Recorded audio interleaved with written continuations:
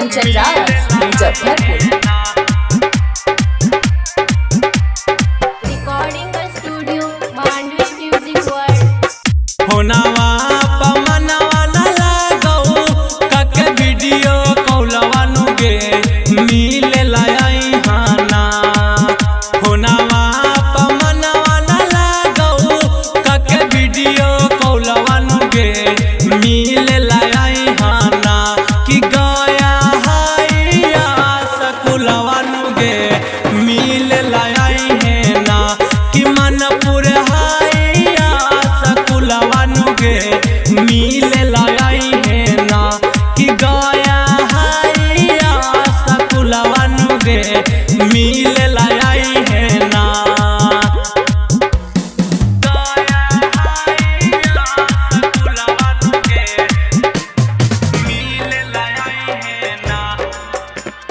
DJ Kanchan Raj Muzaffarpur.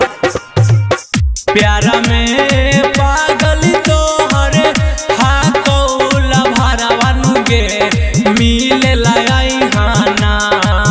प्यारा में पागल तोहर हाकौल भरवा नुगे मिले लाई हाना।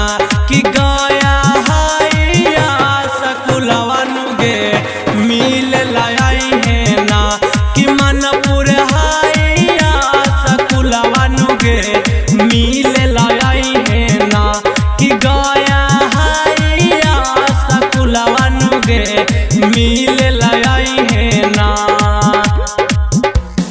गया हाइया सकुलवा नुगे मिले लाई है ना।